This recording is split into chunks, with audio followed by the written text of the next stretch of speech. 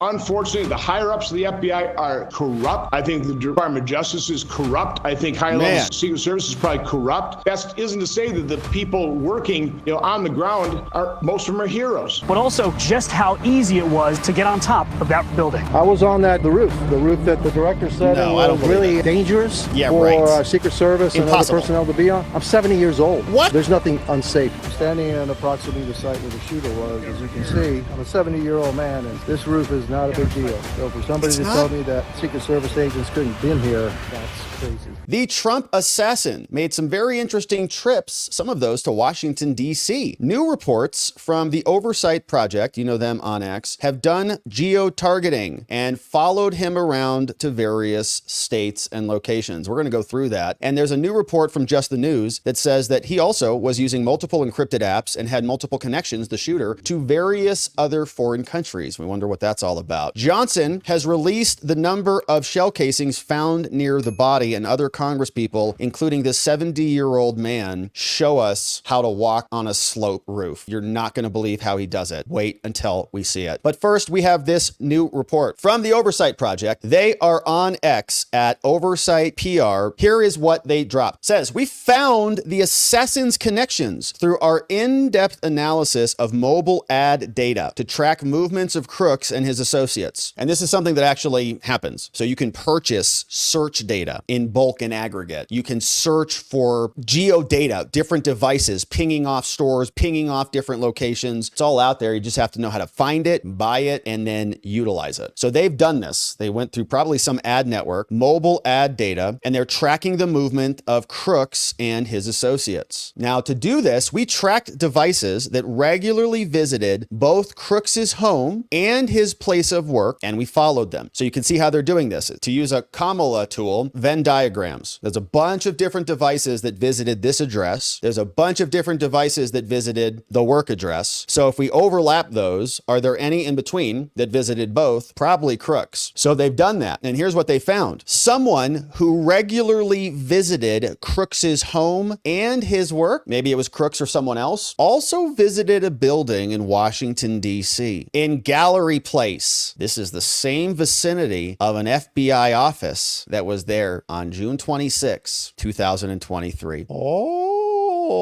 Whose device is this? You see the Smithsonian's right here, and these two little Gallery Place and this other circle hanging out in Washington, D.C. You know who else is there? Homeland Security. You know who else is there? Secret Service. Buildings all over the place. Very curious. Now, another device, so they found probably a different device, that it's linked to Crooks, so those two things in that Venn diagram, visited Plymouth, Massachusetts. So here's how the travel worked from our friends at Oversight. You see they've got a bunch of pings at the Pittsburgh International Airport, and he's being pinged, right? Hit him with the Starbucks ad. Hit him with whatever is in airports. Hit him with this ad. Hit him with this. You know how Facebook knows everything about you? It's because it knows where you are. So then from Pittsburgh, he goes to Boston on March 1st. He's hanging out all over Boston. He hops on this line. You can see him pinging over here to Plymouth. March 1st, he hops on this, takes an Uber down here to Plymouth. Then Hotel 1620 Plymouth Harbor. He's at the hotel for 3 days. Then he goes back over to Boston Airport, March 3rd, and then back over home to Pittsburgh International. So you can see, interesting. Why is he traveling around from Plymouth to Boston? What was that for? March 1st. Visiting family? Something explainable? Something benign? Don't know. We found a device linked to Crooks's work that also traveled to Butler, Pennsylvania, also on July 4th and July 8th. But after that, device was gone. Oh. Now we need to know when the actual rally was scheduled. So does he get notice? He gets his phone. He says, oh, this is it. I'm going to go take him out. Then that device is gone, right? He says, oh, they probably tracked this one, so he burns that. Found a device linked to Crooks's work. Goes and scopes the site. On August 30th last year, one device linked to Crooks visited Allegheny Arms, right? And this could even be dad. You could think about the parents could be in this center of this Venn diagram because they might go visit the son at work. It's a work party or they're going to pick up their kid or whatever. So maybe this was when dad purchased the gun. Don't really know. Now here's all the relevant locations within Bethel Park that are linked to both Crooks's home and his place of work. So those same devices hit all these locations. Work location was here, home location was over here, bunch of pings. Also at the Allegheny Arms and Gun Works. Then a bunch of other stops. Tang Sudo Karate could be here. Could be at a laundromat. Flora Park Center, another ping. South Park Golf Course, maybe golfing. This was near redacted. Don't know what that is. This is near redacted. Planet Fitness. We also saw high school, YMCA, school district. Could be also near these other locations, right? We don't know exactly what those are. It looks like they redacted those. But for those who are tracking this type of data, here's what they did. They said, we've identified devices that were located at Crooks's home and his work within the past year. There were at least 9 devices that were linked to these ad IDs. And yeah, it's not necessarily your name per se, right? Like your name is not batched in there. They aggregate the data and they anonymize it. I think they hash it essentially. And then you get these ad IDs and then they track you to your ads. It's interesting stuff. It says, we are willing to cooperate with legitimate investigations and share further information, but for the protection of whistleblowers in our investigation, we will not be sharing further information with the Congressional Task Force due to the connective tissue between that entity, the FBI, the Secret Service, and other entities. So that is from the Oversight Project. We also have questions about the ties to foreign entities and the use of encrypted apps. Just the News had this breaking story. It says, while Secret Service Director Kimberly Cheadle shoved her nose up at the congressional people, the FBI has now disclosed to Congress that the shooter used 3 encrypted communications apps ostensibly tied to Germany, Brussels, and New Zealand, and also possessed an arrest photo of another Michigan school shooter, the Crumbly shooting. So I don't know if this means that the apps are founded in these locations, like these are German apps or Brussels apps or New Zealand apps, or if he's talking to people in the apps to people in those locations. Now, in multiple briefings, FBI leaders told lawmakers that the 20-year-old assassin's his primary cell phone has become an important focal point of the probe, including 14,000 images that were found on it. Of what? According to multiple people. The FBI has not given us an update since J14. Now, the phone included an arrest photo and other information of Ethan Crumbly. Remember that? That was the terrible school shooting where both parents even got convicted because they were just like, yeah, go shoot him. Yeah, whatever. Who was convicted in the deadly shooting. This is from one source who's speaking on condition of anonymity. Now, the phone also included stock images, firearms and guns, other articles related to U.S. government figures, screenshot of online live coverage of the rally was there 10 minutes before he began shooting. He took a screenshot of the rally. One of the most tantalizing pieces of evidence from the phone, according to the sources, was 3 foreign encrypted platforms used by Crooks that were apparently based in Germany, New Zealand, and Belgium. So the apps are not domestic apps. The encryption on the apps poses a significant challenge. The FBI's closed-door briefings also provided a far more detailed timeline about the events than Cheadle ever offered, including that the Secret Service first conducted a site survey at the Butler event on July 8th that included the AGR building. The survey was 5 days before the event and resulted in a security plan that relied on 3 concentric rings of security around the podium. Crooks visited Butler Farms twice before the shooting, once on J 7th and again at 10:30 on the morning. He returned. He's like, oh, this is easy. There is no security here. Goes, gets his gun, bought some ammo. I can shoot him here. No problem. The FBI also told lawmakers the Secret Service was first notified at 5:51 on J13, early, about a suspicious person at the speaking venue. Information was relayed 1 minute later to the Secret Service team and to agents on the ground. That means Secret Service had at least 9 minutes warning before Trump even came out and began speaking, and 20 minutes before Crooks began shooting. Those numbers are just devastating. That is like, come on, dude. 9 minutes? 1 minute before the first shots were fired, the Secret Service sniper was alerted. Oh no! Was alerted that there was a local police incident at the 3 p.m. position to where Trump was speaking. Must have been the guy who fell off the roof. One of the Trump's detail agents began inquiring what was going on just before the first shot was fired. FBI said evidence that its agents recovered from Crooks's body or nearby after a countersniper killed him included the AR-15 rifle, a remote transmitter, a receipt from Home Depot, his primary cell phone. The Bureau told lawmakers that evidence seized from his vehicle in the parking lot at Butler included 2 explosive devices that were set to function remotely. There was a drone in there, more advanced than the Secret Service, a tactical vest with plates in the front and back, 4 magazines full of the same ammo that was used in the shooting. There was also evidence seized from his residence was 14 additional weapons, 1 explosive device, a secondary cell phone, a laptop and a hard drive, and 3 USB devices. Agents said the most startling find thus far has been the complete absence of evidence revealing any political or ideological motive for the shooting. What could it be? I know a lot of people say he was a Trump fan. He's a Trump fan. Oh, so he wanted to go shoot him in the head? Is that what a lot of fans do? On his laptop, Crooks visited websites about building explosives and left a message in an online gaming platform where he said July 13th will be my premiere. And I think that might be disputed or still in flux. Now, we also saw that Kimberly Cheadle was very coy about any details about what happened on J13, the attack on American democracy that was allowed by the Secret Service under the Biden administration. Says Senator Ron Johnson posted this. He says,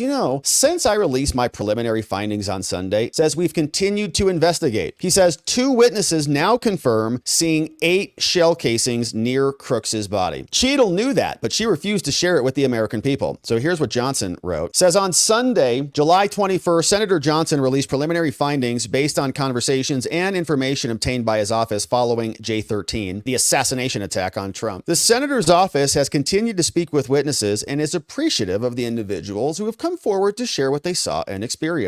On J22, during testimony before the House Oversight Committee, Kimberly Cheadle then refused to answer questions about the number of shell casings found near the body of the would-be assassin Crooks. Although Cheadle confirmed the FBI told her how many shell casings were on the roof, she withheld the specific numbers from lawmakers due to the FBI's ongoing investigation. Now today, July 23rd, in testimony before the House Homeland Security Committee, Christopher Paris, the commissioner of the Pennsylvania State Police, was asked how many rounds Crooks fired before he was killed. Commissioner Paris responded, I believe the number is 8. 8 casings have been recovered. And that is from the hearing. Says the testimony is consistent with eyewitness information that Senator Johnson's office has received to date. And so he updates this. Multiple law enforcement officials report 8 shell casings found near Crooks's body. At least 3 local law enforcement officials reported to Senator Johnson's office that there were 8 shell casings located near Crooks's body. So that would make those 8 shots his. 2 of these individuals saw the shell casings firsthand. The 3rd individual told Johnson's office that the FBI informed him that there were 8 shell casings found on the roof. So Johnson's releasing this material, even though it's preliminary, to ensure transparency and keep the public well informed. That's from Johnson. So remember, we didn't know who that second set of 5 shots came from. I mean, we heard it. It sounded different. We heard pop, pop, pop, first 3. We thought those were from Crooks, clearly. Then we heard pop, pop, pop, pop, pop. Sounded differently. Then we heard a wait, pop. And that was theoretically the counter sniper taking Crooks out. That second batch of 5, where did those come from? Sounds like it came from Crooks, or somebody threw some shells up there. I don't know. Either way, 8 were found by the body, and it sounds like that's pretty well documented. 3 people at least have said that. The audio, there's definitely 8 in that first batch. There's 3, then 5. So that reporting is interesting. We also had this exchange.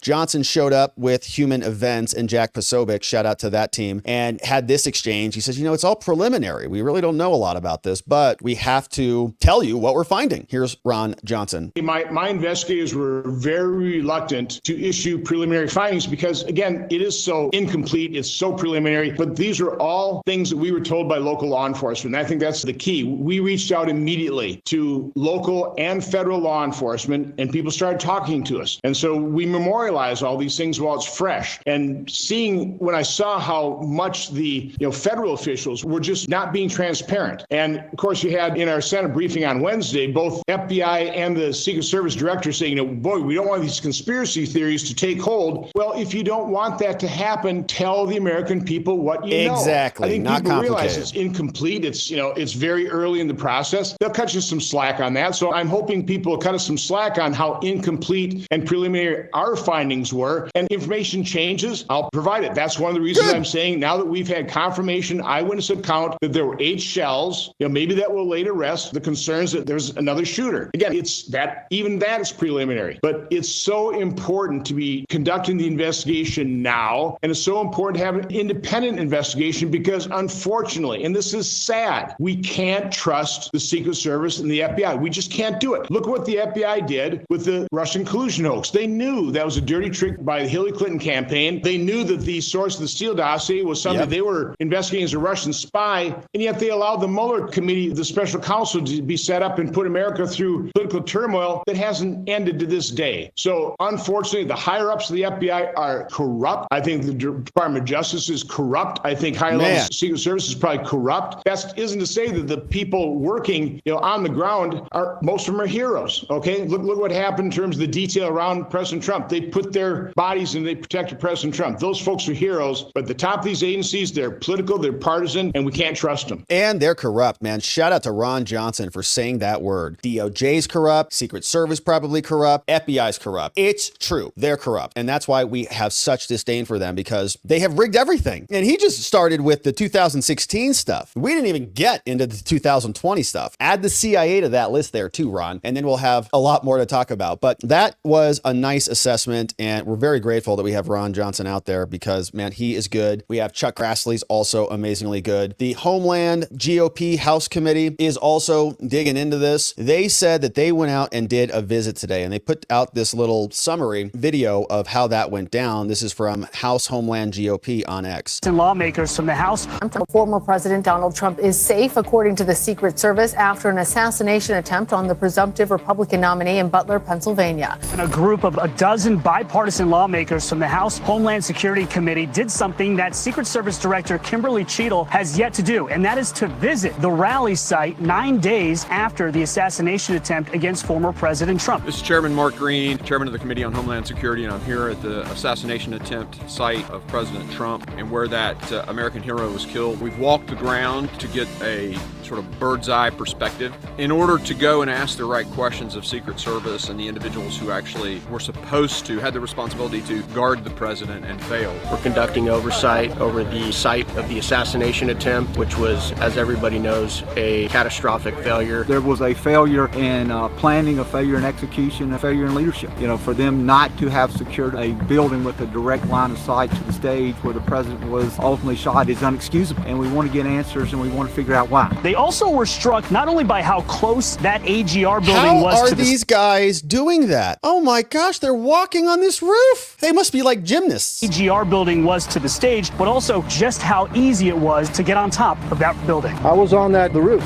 that the director said was really dangerous for Secret Service and other personnel to be on. I'm 70 years old. What? There's nothing unsafe about that roof. No way. Anytime you're investigating a crime, getting back to the beginning and understanding how it happened, what was the location, what were the tools, how was it done, those kinds of things are so important for us to understand what happened here and what questions we need to ask going forward. And the Committee on Homeland Security is committed to get to the bottom of this. We're going to exercise every aspect of our accountability and oversight, both here in Butler, Pennsylvania today and tomorrow and weeks ahead in Washington, D.C. Stay tuned. All right, so good news from the GOP. They're there. They're digging into it. This woman is also from Florida. Her name is Laurel Lee. She is a representative, says the assassination on Trump attempt, the attempt could have been prevented. I saw firsthand this should have been well within the capabilities of law enforcement. My colleagues and I are working to figure out how to prevent this from happening again. You can see, man, that guy even jumped. Wow, that guy's incredible. Well, you heard a couple of the really important things that we learned yesterday. First off, we had a chance to really walk the grounds, inspect the area, see the perimeter, and a couple of things were crystal clear. One, this was not a large area. This is a place that should have been secure, that should have been well within the capability of law enforcement to make sure that it was secure. We saw the roof. All of us had the opportunity to take a look at that roof where this shooter camped out. It was not a steep slope. That is a place, you see right there, members of Congress walking up on that roof. So it's something that clearly they could have handled. The other thing is we had the water tower, other buildings. So this is, our takeaway is that this seems like something that is just a catastrophic failure to communicate, a catastrophic failure to plan and prevent what is clearly an avoidable circumstance down there at the rally. And the other thing we got to do was talk to local law enforcement and people who were there and hear their impressions of that day and what it was like for them being there. And,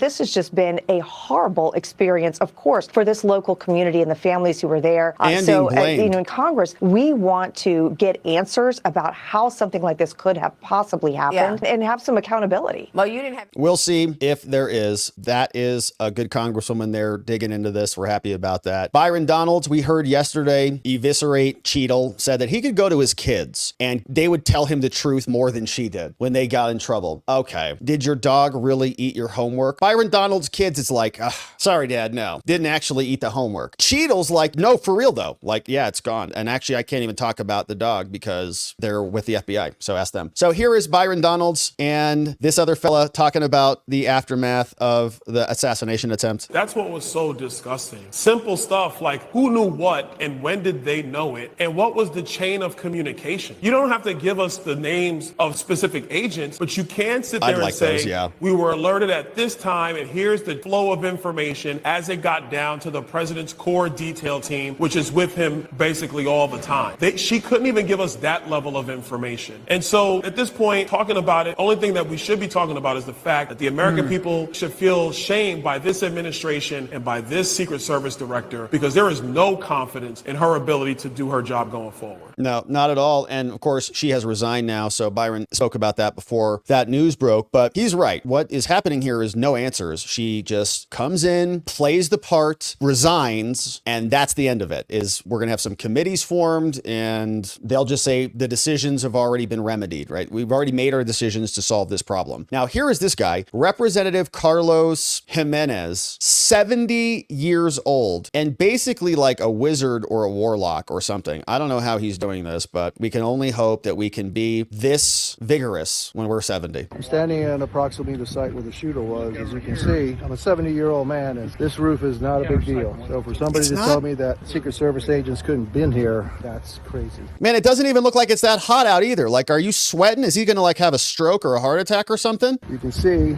that he's got a clear line up to the president. It's not a hard shot.